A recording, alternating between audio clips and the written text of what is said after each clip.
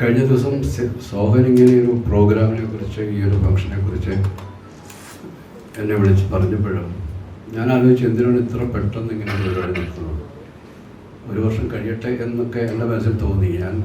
എൻ്റെ മനസ്സിലതൊരു 5-6 വർഷം മുമ്പാണ്, 5-6 മാസം മുമ്പാണ് ഷാഫി നമ്മളെ വിട്ടുപോയതെന്നാണ്. എത്ര പെട്ടെന്നാണ് ഒരു വർഷം കടന്നുപോയത്.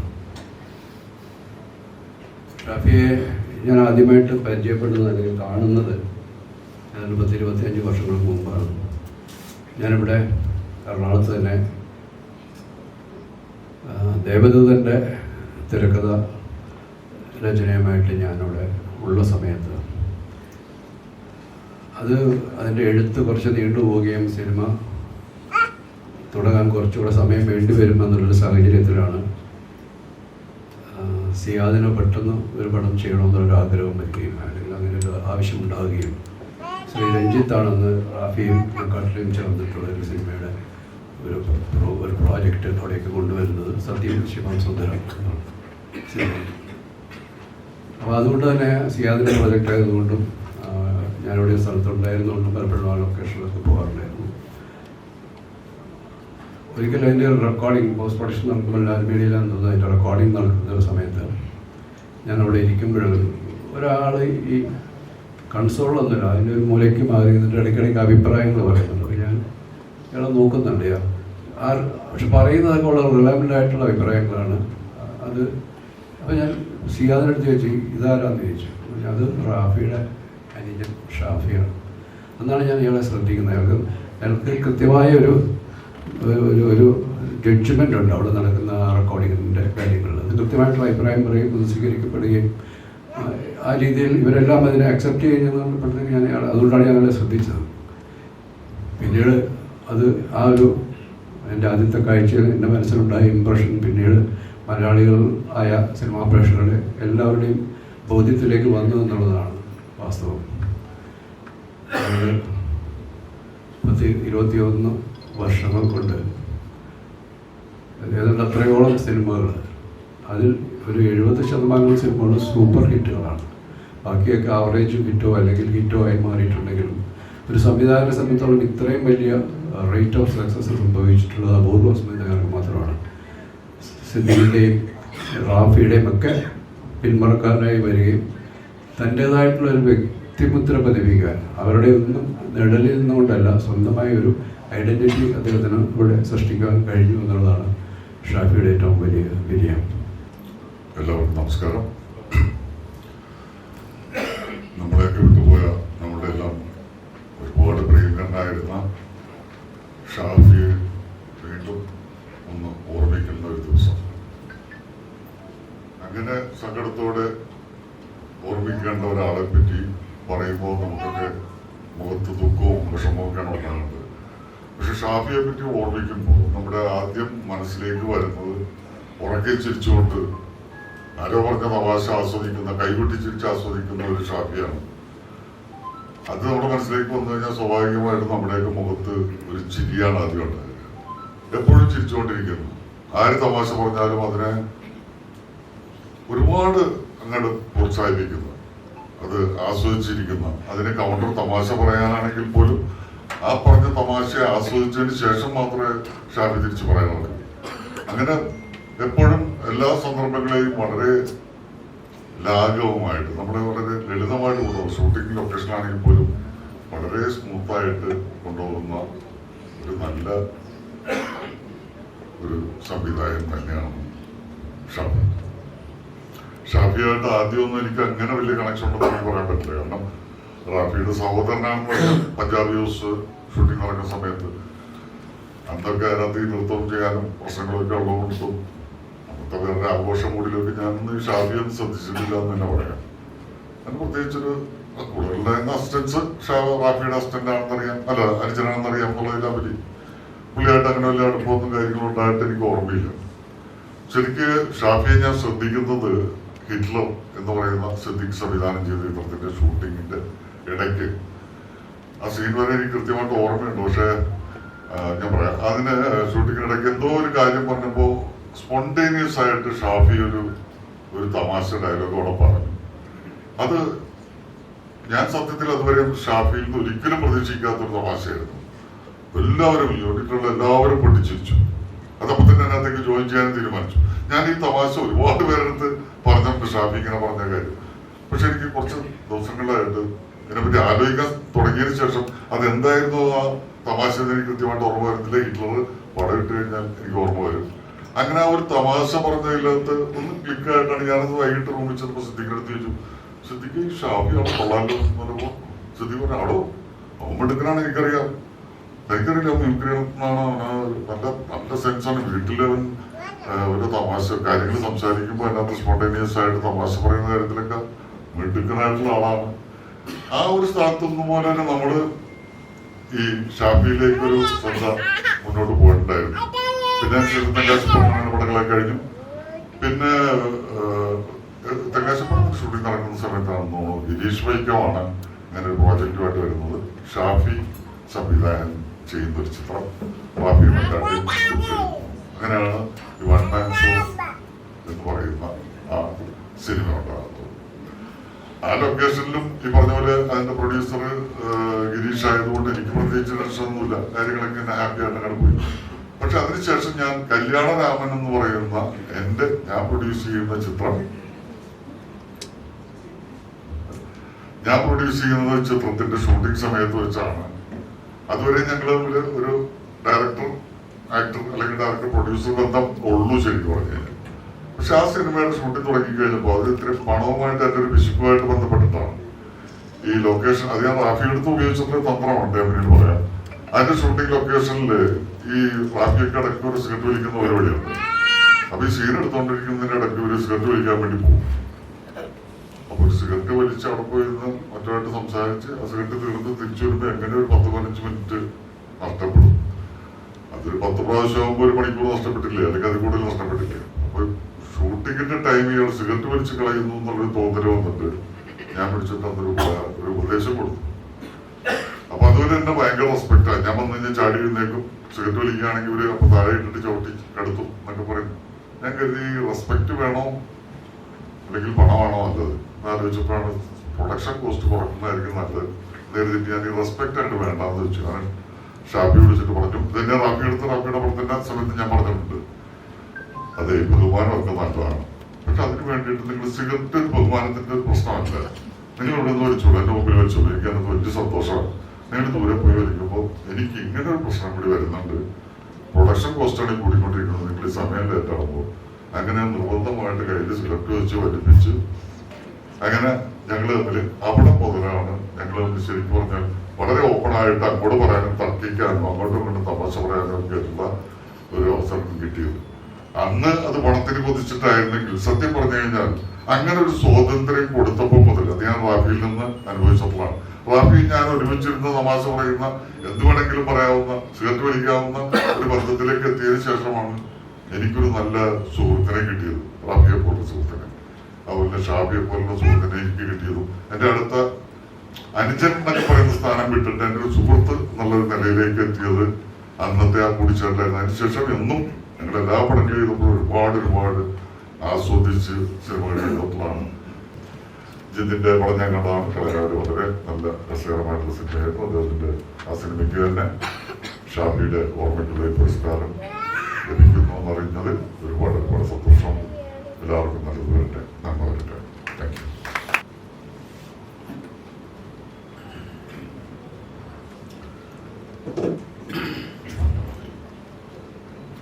ഈ ചടങ്ങിൻ്റെ അധ്യക്ഷൻ നമുക്കെല്ലാം പ്രിയപ്പെട്ട നമ്മുടെ റാഫി ഭായ്, വേദിയിലിരിക്കുന്ന സിബി സാർ, രഞ്ജിത്തേട്ടൻ, രാജേഷേട്ടൻ, ലാലേട്ടൻ, അഴകപ്പണ്ണൻ, അതുപോലെ നമ്മുടെ നായിക പ്രയാഗ, പിന്നെ ഇവിടെ വേദി വന്നിരിക്കുന്ന എല്ലാവർക്കും നമസ്കാരം. ഇവിടെ സിബി സാർ പറഞ്ഞ പോലെ തന്നെ ഞാൻ സോവനൊക്കെ ഒന്ന് സംസാരിച്ചപ്പോൾ ചോദിച്ചുപോയ ഒരു കാര്യമാണത്. കാരണം ഷാഫി ഭായ് പോയിട്ട് 1 വർഷമായി എന്ന് നമുക്കവിടെ വിശ്വസിക്കാൻ പറ്റുന്നില്ല. കുറച്ച് മാസങ്ങൾക്ക് മുമ്പ് സംഭവിച്ച ഒരു വേർപാട് എന്നുള്ളതാണ്. കാരണം സമയം പോയതാകുന്നില്ല എന്ന് പറയുന്ന പോലെ ഷാഫുഭായി ആയിട്ട് ഞാൻ പരിചയപ്പെടുന്നത് ഞാൻ പഞ്ചാബ് ഹൗസ് ചെയ്യുന്ന കാലം മുതലുള്ള സൗഹൃദവും, പിന്നെ അന്നത്തെ ഏറ്റവും ഹിറ്റുകൾ സമ്മാനിക്കുന്ന 2 തിരക്കഥാകൃത്തുക്കളാണ് റാഫി മെക്കാട്ടെ. അവർ സിനിമയിൽ പഞ്ചാബ് ഹൗസിൽ അഭിനയിക്കാൻ വിളിക്കുകയും ഞാൻ ആ സിനിമയിൽ അഭിനയിക്കുന്ന സമയത്താണ് ഷാഫിയായിട്ട് ഉള്ള സൗഹൃദം കൂടുന്നത്. പ്രത്യേകിച്ച് റാഫിബായുടെ സഹോദരൻ എന്നുള്ളൊരു പരിഗണന അല്ലെങ്കിൽ ആ ഒരു സ്നേഹം കൂടി കൂടുതലുണ്ടായിരുന്നു. പിന്നെ ഒരേ വേവ് ലെങ്ത് ഉള്ള ആൾക്കാരെ എന്തും തുറന്ന് സംസാരിക്കാൻ പറ്റുന്ന 2 പേരെന്നുള്ള സൗഹൃദം. പിന്നീട് തെങ്കാശിപ്പട്ടണം, അതുപോലെ തന്നെ അദ്ദേഹം സംവിധാനം ചെയ്ത സമയത്ത് എനിക്ക് തോന്നുന്നു എൻ്റെ കരിയറിൽ 3 മെഗാ ഹിറ്റുകൾ തന്നിട്ടുള്ള സംവിധായകനാണ് ഷാഫിബായി. ഷാഫിബായിയുടെ സിനിമയിൽ അഭിനയിക്കാൻ ചെല്ലുന്നു എന്ന് പറഞ്ഞാൽ, അല്ലെങ്കിൽ നമ്മൾ അതിന് തയ്യാറെടുക്കുന്നു അല്ലെങ്കിൽ ആ സെറ്റിലേക്ക് പോകുന്നു എന്ന് പറയുമ്പോൾ തന്നെ നമ്മൾ ഭയങ്കര കംഫോർട്ട് സോണിൽ നിന്ന് പെർഫോം ചെയ്യാൻ പറ്റുന്ന ഒരു സംവിധായകനായിരുന്നു. എന്തും സംസാരിക്കാം, എന്തിനെക്കുറിച്ചും ഡിസ്കസ് ചെയ്യാം, ഏത് രീതിയിൽ ഇങ്ങനെ ചെയ്തോട്ടെ അങ്ങനെ ചെയ്തോട്ടെ എന്നൊക്കെ ചോദിക്കുന്ന അങ്ങനെ ഒരു ബ്രേക്കിംഗ് വാളില്ലാത്ത രീതിയിൽ തന്നെ ഒരു നടുക്കൊരു മറ പോലും ഇല്ലാത്തൊരു സൗഹൃദം ഉണ്ടായിരുന്നു. സ്വപ്നത്തിൽ വിചാരിച്ചിട്ടില്ല ഷാഫി നമ്മളെ എത്രയും പെട്ടെന്ന് വിട്ടുപോകുന്നത്. ഇവിടെ എല്ലാവരും പറഞ്ഞ കാര്യം തന്നെയാണ്, ഹ്യൂമർ സെൻസ്. എത്ര വിഷമിച്ചിരിക്കുന്ന സമയത്തും നമുക്ക് തമാശയിലൂടെ അതിനെ വളരെ ലഘൂകരിക്കുന്ന രീതിയിലുള്ളൊരു പ്രകൃതമായിരുന്നു. ഇങ്ങനെ വേദിയിൽ സങ്കടത്തോടുകൂടി തന്നെയാണ് നിൽക്കുന്നത്. കാര്യം ഇതൊരു വലിയ സന്തോഷം ഉണ്ടാക്കുന്നൊരു ചടങ്ങ് എന്നുള്ളതല്ല. പക്ഷെ ഇതിൽ സന്തോഷമുള്ള ഒരു കാര്യമെന്ന് പറയുന്നത് ഷാഫിയുടെ പേരിൽ കൊടുക്കുന്ന, അദ്ദേഹം ഇനി ഷാഫി മെമ്മോറിയൽ ഒരു അവാർഡ് അത് നല്ല സംവിധായകർക്ക് കൊടുക്കണം എന്നുള്ളൊരു ചിന്ത വരികയും അതിനുവേണ്ടി മുൻകൈയെടുത്ത ഇതിൻ്റെ ഭാരവാഹികൾ, അതെനിക്ക് തോന്നുന്നു ഇവിടെ വന്നിരിക്കുന്നത് ശരിക്കും പറഞ്ഞാൽ എല്ലാവരും പറഞ്ഞ അടുപ്പമുള്ള ആളുകൾ. ഇതൊന്നുമല്ല, ഇത് ശരിക്കും എനിക്ക് തോന്നുന്നത് ഒരു ചെറിയ ഹാളായതുകൊണ്ട് മാത്രമാണ് ഇത്രയും പേരിൽ 100 പേരിൽ ഒതുക്കുന്നു എന്നുള്ളത്. എൻ്റെ അറിവിൽ മലയാള സിനിമയിൽ ഒരു ശത്രുവുമില്ലാത്ത ഒരാളായിട്ടാണ് എനിക്ക് ഷാഫിയെ തോന്നിയിട്ടുള്ളത്. എല്ലാവരോടും ചിരിച്ച് കളിച്ച് ഒരു പരാതികളോ വിദ്വേഷമോ ഒന്നുമില്ലാത്ത ഷാഫിയോടും അങ്ങനെ തന്നെയാണ് ഞാൻ വിശ്വസിക്കുന്നു. കാരണം ഷാഫിയെക്കുറിച്ച് ആരും ഒരു പരദൂഷണം പറയുകയോ എതിര് പറയുകയോ ഒന്നും ഞാൻ കേട്ടിട്ടില്ല. അപ്പം അതുകൊണ്ട് തന്നെ എനിക്ക് ഉറപ്പിച്ച് പറയാനാകും, ഇതൊരു വലിയ ചടങ്ങായിരുന്നെങ്കിൽ മലയാള സിനിമ മൊത്തം ഇവിടെ ഉണ്ടാവും എന്ന് പറയുന്ന പോലത്തെ സൗഹൃദമുള്ള ഒരാളാണ് ഷാഫി. പക്ഷെ ചുരുങ്ങിയ ആളുകളാണ്. ഡിക്സൺ ഭായിയുടെ അടുത്ത് പറഞ്ഞത്, നമ്മൾ വളരെ ചുരുങ്ങിയ ആൾക്കാരെ വെച്ചിട്ട് ഇതൊരു തുടക്കം എന്നുള്ള രീതിയിൽ എല്ലാവരും ഒരു കൂട്ടായ്മ നമ്മളൊന്ന് ഷാഫിയെ ഓർമ്മിക്കും എന്നുള്ള രീതിയിലാണ്. എന്തായാലും അദ്ദേഹത്തിൻ്റെ പേരിലുള്ള അവാർഡ് പ്രഗത്ഭനായ ഒരു സംവിധായകൻ എന്നെ കൊടുക്കുന്നു, അതിൽ വലിയ സന്തോഷമുണ്ട്. ഞാനും അദ്ദേഹത്തിൻ്റെ കളങ്കാവിൽ കണ്ടാണ് വ്യക്തി ഇപ്പോഴാണ് കണ്ടത്. ജിതിന്ന് വിളിച്ചപ്പോഴാണ് ആളെ മനസ്സിലായത്. വലിയ സന്തോഷം ഈ ചടങ്ങിൽ വരാനും നിങ്ങളൊക്കെ കാണാനും സാധിച്ചത്. സർവേശ്വരനോട് നന്ദി പറയുന്നു. താങ്ക്സ്. വേദിയെ സഹസ്കരിക്കുന്ന ഷാഫിയുടെ സുഹൃത്തുക്കളെ, ഒരുപാട് വർഷങ്ങൾക്ക് മുമ്പുള്ള ഒരു പരിചയം എന്ന് പറയുന്നത് ഞാൻ ഷാഫി സംവിധായകനാകുന്നതിന് മുമ്പ് തന്നെയുള്ള സുഹൃത്ബന്ധമാണ്. കാരണം റാഫിയുമായിട്ടായിരുന്നു ആദ്യത്തെ ബന്ധം. ഞങ്ങളൊരു ഹോട്ടലിൽ എൻ്റെ സിനിമയൊക്കെ പൊളിഞ്ഞ് പാടി സൈനിക്കുന്ന ഒരു കാലഘട്ടത്തിൽ പലയിടത്തും പോളക്കുണ്ട് ഉത്സവത്തിലായിരുന്നു. ഒരു റൂമിൽ ഞാനും വാടകയ്ക്ക് താമസിക്കുന്നുണ്ട്. ഓപ്പോസിറ്റ് റൂമിൽ റാഫിങ്ങുണ്ട്, എഴുത്ത് പരിപാടികളായിട്ട് അവിടെ ഉണ്ട്. അന്ന് ഹിറ്റുകൾ ഉണ്ടാവുന്നതിന് മുമ്പ് തന്നെ നമ്മളെ അതിശയിപ്പിക്കുന്ന കാര്യം വെച്ചാൽ റാഫി ഇങ്ങനെ ഒരുപാട് ഇവർ എഴുതി ഇങ്ങനെ സ്ക്രിപ്റ്റുകൾ വെച്ചിട്ടുണ്ട്. അതൊക്കെ തന്നെയാണ് അടുത്ത പിന്നീട് വന്ന സൂപ്പർ ഡൂപ്പർ ഹിറ്റുകളൊക്കെ. ഇതെല്ലാം ചർച്ച ചെയ്യുക, ഞങ്ങൾ ഒരുമിച്ച് ഒരുപാട് സൗഹൃദങ്ങൾ, ഒരുപാട് കാര്യങ്ങൾ പങ്കിട്ടിരിക്കുന്ന സമയത്താണ് ഷാഫിയുമായിട്ട് പരിചയപ്പെടുന്നത്. എല്ലാവർക്കും നമസ്കാരം. ആദ്യമായി ഷാഫിക്ക് പേരിൽ ഒരു അവാർഡ് സംഘടിപ്പിച്ചത് സാധാരണ ആളുകൾ മരിച്ചാൽ 1-2 ദിവസം അല്ലെങ്കിൽ ഒരാഴ്ച കഴിഞ്ഞ് മറക്കുന്ന കാലഘട്ടത്തിൽ 1 വർഷം കഴിയുമ്പോഴും അദ്ദേഹത്തിനെ ഓർക്കുവാനും അദ്ദേഹത്തിൻ്റെ പേരിൽ അവാർഡ് നൽകുവാനും എടുത്ത തീരുമാനത്തിനും അതിൻ്റെ പിന്നിലുള്ള സംഘാടകരെ അഭിനന്ദിക്കുന്നു.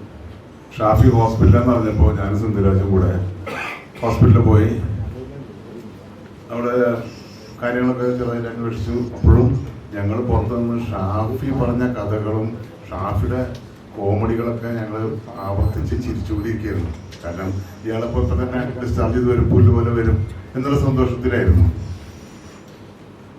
പക്ഷേ 2 ദിവസം കഴിഞ്ഞപ്പോൾ റാഫി ICUവിൽ നിന്ന് പുറത്തിറങ്ങി വന്ന് പറഞ്ഞു, ഡോക്ടർമാർ പറഞ്ഞു, പ്രതീക്ഷയ്ക്ക് വകയില്ല എന്ന് പറഞ്ഞതോടുകൂടിയാണ് ഞങ്ങളെല്ലാവരും തകർന്നു വരുന്നത്.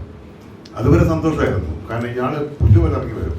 കാരണം ആരെയും ദ്രോഹിക്കാതെ എല്ലാവരോടും സന്തോഷമായിട്ട് പെരുമാറുന്ന ഒരാളെയും അങ്ങനെ പെട്ടെന്ന് കൊണ്ടുപോകില്ല എന്നുള്ള പൂർണ്ണ വിശ്വാസത്തിലാണ് ഞങ്ങളെല്ലാവരും. പക്ഷെ തകർന്നുപോയി. എന്നും എപ്പോഴും ഷാഫിയെ കുറിച്ച് ഓർക്കുമ്പോൾ ചിരിക്കാനല്ലാതെ വേറൊന്നും ഉണ്ടാവാറില്ല. ഒരാളെയും വഴക്ക് പറയുന്നത് ഞാൻ കേട്ടിട്ടില്ല, കണ്ടിട്ടില്ല. എപ്പോഴെങ്കിലും വല്ല നിസ്സാര കാര്യത്തിന് അസിസ്റ്റന്റ് ഡയറക്ടേഴ്സിന് എന്തെങ്കിലും പറയുന്നല്ലാതെ അത്രയും ഫ്ലെക്സിബിൾ ആയിട്ടുള്ളൊരു ചങ്ങാതിയായിരുന്നു ഷാഫി. ദൈവം വിളിച്ചുകൊണ്ടുപോയി. നിത്യശാന്തി ഞാനൊന്നും നേരേണ്ട കാര്യമില്ല, കാരണം പുള്ളിക്ക് നിത്യശാന്തി തന്നെയാണ്. അത് എന്നും അതുപോലെ അത്രയും നല്ല മനുഷ്യൻ്റെ ആദ്യത്തെ അവാർഡ് കിട്ടിയതിന് എൻ്റെ എല്ലാ ആശംസകളും നേരുന്നു. റാഫി സാർ,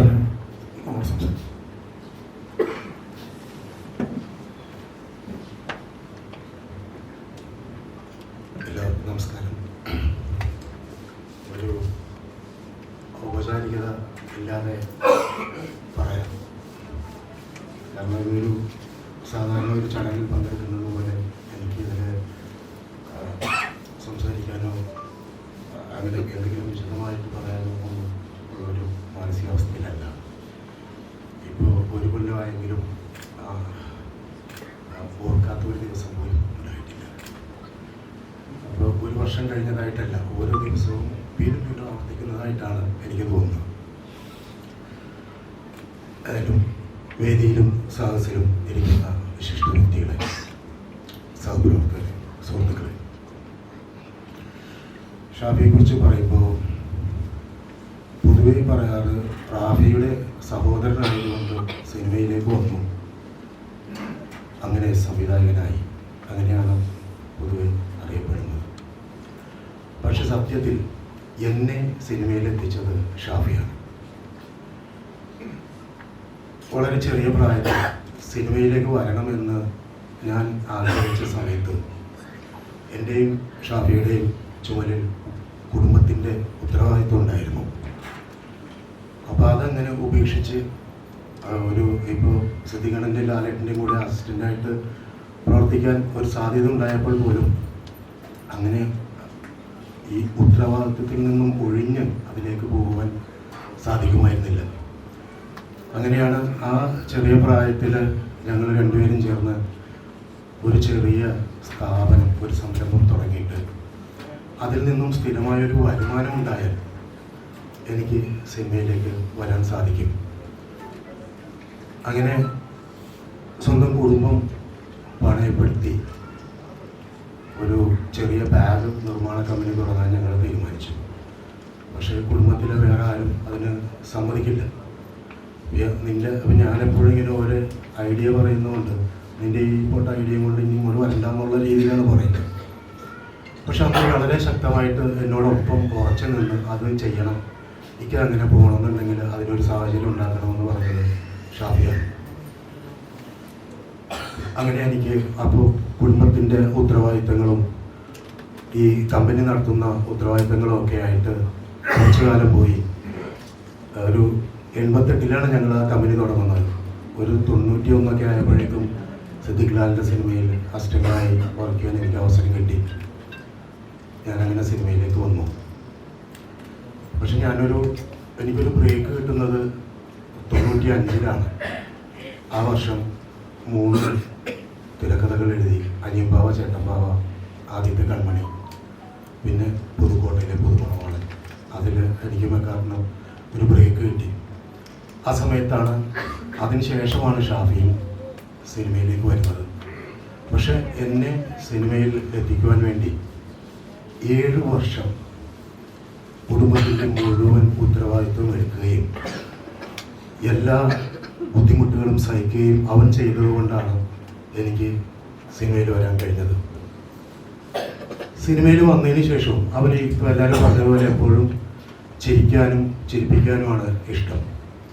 അത് അവൻ്റെ സിനിമയിൽ ഇപ്പോൾ ചിരിക്കുന്ന സിനിമയാണെങ്കിൽ പോലും അതൊരു അലങ്കോല സീനുകളും ഉണ്ടാവാറില്ല. എപ്പോഴും ഒരു വൃത്തിയും വെടിപ്പുമുള്ള സിനിമയാണ് അവൻ ചെയ്യുന്നത്. അതവൻ്റെ ജീവിതത്തിലുണ്ടായിരുന്നു. ആ വൃത്തിയും വെടിപ്പും കലർപ്പില്ലാത്ത സ്നേഹവും എപ്പോഴും അവൻ്റെ കൂടെ ഉണ്ടായിരുന്നു.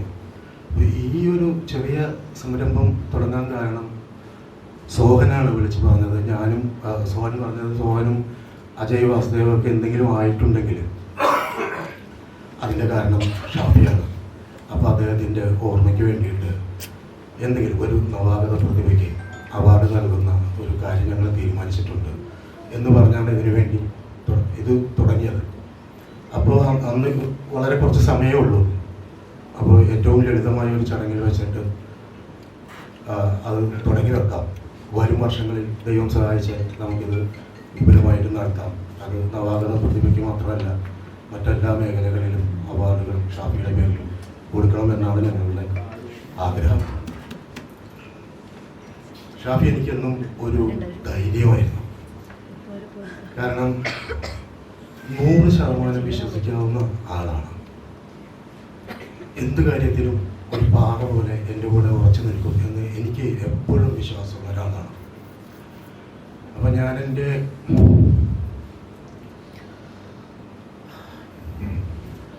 കുട്ടികളോട് പറയുമായിരുന്നു,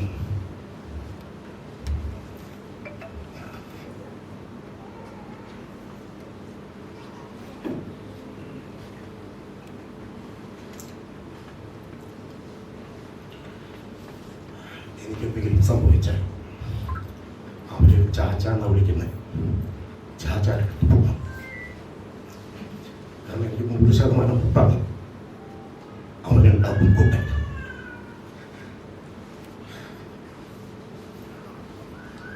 ഇപ്പോൾ അവൻ പോയി കഴിഞ്ഞു.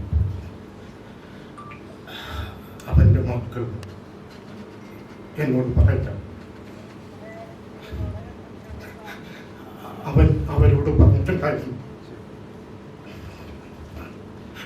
അവനെന്തെങ്കിലും സംഭവിച്ച ഇക്ക പറയുന്നത് കേട്ടുവൻ മുന്നോട്ട് പോകാൻ.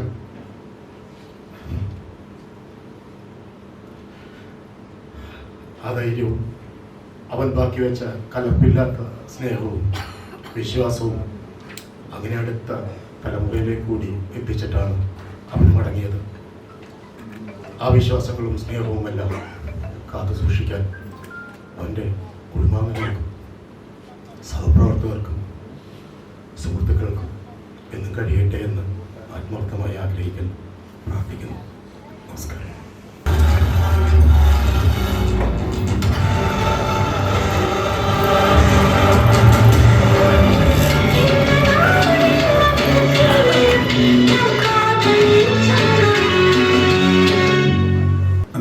രൂപയും ശില്പവും പ്രശംസാപത്രമാണ്.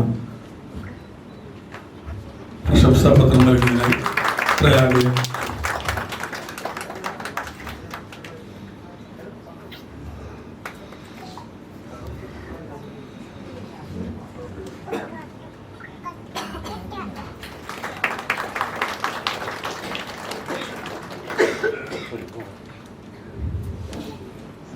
നന്ദി പ്രസംഗത്തിനായി ജിതിനെ ക്ഷണിക്കും.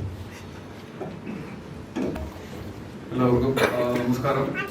നമ്മളെയൊക്കെ വളരെ ചെറിയ പ്രായത്തിൽ തന്നെ ഒരുപാട് ബഹുമാനത്തോടെയും ആദരവോടെയും കണ്ട ഗുരുതരമായിട്ടുള്ള ഒരുപാട് പേര് ഇവിടെ ഉണ്ട്. അപ്പോൾ ഈ ഒരു അവസരത്തിൽ എന്നെ ഈ തിരഞ്ഞെടുപ്പിനും ഇവിടെ ഒരു അവസരം തന്നതിനും ഒരുപാട് നന്ദി അറിയിക്കുന്നു. അപ്പോൾ നമ്മളൊക്കെ സിനിമ ഒരുപാട് സ്വപ്നം കാണുകയും ആഗ്രഹിക്കുകയും ചെയ്തുകൊണ്ടിരിക്കുന്ന ഒരു കാലഘട്ടത്തിൽ തുടർച്ചയായിട്ട് ഹിറ്റുകൾ സമ്മാനിച്ചുകൊണ്ടിരുന്ന എനിക്ക് തോന്നുന്നു അദ്ദേഹത്തിന്റെ ഒരു സർനെയിം പോലെ തന്നെ വന്ന ഒരു സംഗതിയാണ് ഹിറ്റ് മേക്കർ എന്നുള്ള ഒരു പേര്. ആ രീതിയിൽ ഒരു തനതായ സ്ഥാനം മലയാള സിനിമയിൽ സൃഷ്ടിച്ച ഒരു വ്യക്തിയാണ് ഷാഫി സാറ്. നമ്മളൊക്കെ ഒരുപാട് ആരാധനയോടെ കണ്ട അദ്ദേഹത്തിന്റെ ഒരു സിനിമ വരുന്നു എന്ന് പറഞ്ഞാൽ അത് ഷുവർ ഷോട്ട് ഹിറ്റാണെന്ന് പറയാൻ പറ്റുന്ന രീതിയിൽ. അപ്പൊ നമുക്ക് ഞാനിപ്പോ ഒരു സിനിമ ചെയ്ത പരിചയം മാത്രമേ ഉള്ളൂ, എന്നാൽ പോലും നമുക്ക് അതിൻ്റെതായ പുറകിലുള്ള ബുദ്ധിമുട്ടും ഹാർഡ് വർക്കും അതിന്റെ പുറകിലുള്ള ആ ഒരു പ്രയത്നത്തെ പറ്റി ഒരു ഏകദേശ ധാരണ ഉണ്ട്. അപ്പം ഇത്രയും സിനിമകൾ തുടർച്ചയായിട്ട് ഹിറ്റുകളാക്കി മാറ്റിയ ഒരു പ്രതിഭ എന്ന് പറയുന്നത് ഒരു കാലഘട്ടത്തിൽ തന്നെ അടയാളപ്പെടുത്തിയ ഒരു വ്യക്തിത്വമായിരുന്നു. അപ്പം അങ്ങനെയുള്ള അദ്ദേഹത്തെ എനിക്കൊരു ചെറിയ ഭാഗ്യമുണ്ടായത് നമ്മുടെ കളങ്കാവിൽ ഷൂട്ട് നടക്കുന്ന ഒരു സമയത്ത് കാക്കനാട് ഒരു ദിവസം ഷൂട്ട് ചെയ്യുമ്പോൾ അദ്ദേഹം നമ്മുടെ സെറ്റിൽ വന്നിട്ടുണ്ടായിരുന്നു. നമുക്ക് കാണാനും ഒക്കെ നമ്മുടെ ക്യാമറമാൻ ഫൈസലേട്ടനുമായിട്ട് അദ്ദേഹത്തിന് അടുത്ത് സൗഹൃദം ഉണ്ടായിരുന്നു. അതുകൊണ്ട് എനിക്ക് പരിചയപ്പെടാനുള്ള ഒരു ഭാഗ്യം ലഭിച്ചിട്ടുണ്ട്. പിന്നെ റോക്ക് സാറുമായിട്ടുള്ള ഒരു ആത്മബന്ധമുണ്ട്. അതിൻ്റെ പുറത്ത് എനിക്ക് അങ്ങനെ ഒരു ഇതുണ്ട്. അപ്പോൾ അദ്ദേഹത്തിൻ്റെ പേരിലുള്ള ഈ ഒരു അവാർഡിന് അർഹനായതിൽ ഒരുപാട് സന്തോഷവും അഭിമാനവും തോന്നുന്നു. അതിന് തിരഞ്ഞെടുത്ത എല്ലാവർക്കും നന്ദി പറയുന്നു. ഒരു നവാഗത സംവിധായകൻ, അപ്പോൾ ഒരുപാട് നവാഗത സംവിധായകരായിട്ടുള്ള അതിനുവേണ്ടി ശ്രമിക്കുന്ന ഒരാളുടെ ഒരു പ്രതിനിധിയായിട്ടാണ് ഞാൻ നിൽക്കുന്നത്. അപ്പോൾ അതിൻ്റെ പുറകിൽ ഒരുപാട് കഷ്ടപ്പാടും ബുദ്ധിമുട്ടും ഒക്കെ ഉണ്ട് അതിൻ്റെ പുറകിൽ. അത് നിങ്ങൾക്ക് എല്ലാവർക്കും എന്നെക്കാൾ നന്നായിട്ട് അറിയാം എന്ന് ഞാൻ വിശ്വസിക്കുന്നു. അപ്പോൾ എൻ്റെ ഈ യാത്രയിൽ എനിക്ക് ഒരുപാട് പിന്തുണ തന്ന ഭാര്യ കുടുംബ സുഹൃത്തുക്കളോട് എല്ലാവരും മുന്നോട്ട് ഓർക്കുന്നു. ഒരുപാട് സിനിമ ചെയ്യണമെന്ന് ആഗ്രഹിച്ച് അതിനു വേണ്ടിയിട്ട് കഷ്ടപ്പെടുന്ന എണ്ണമറ്റ ഒരുപാട് വ്യക്തികൾ നമ്മുടെ ചുറ്റിലുമുണ്ട്. എനിക്ക് വ്യക്തിപരമായിട്ട് അറിയാൻ ഒക്കെ ചെയ്യുന്ന ആൾക്കാർ തുടങ്ങി ഒരുപാട് പേരുണ്ട്. അങ്ങനെ ആ ഒരു ക്ലേശം നിറഞ്ഞ യാത്രയിലൂടെ കടന്നു പോകുന്ന ഒരുപാട് പേർക്ക് ഒരു പ്രചോദനമായി മാറാനായിട്ട് ഒരു ഘടകമായിട്ട് ഈ ഒരു അവാർഡിന് ഇനിയും കഴിയട്ടെ എന്നുകൂടെ ആശംസിച്ചുകൊണ്ട് എൻ്റെ വാക്കുകൾ സംഭവിക്കുന്നു. നന്ദി, നമസ്കാരം.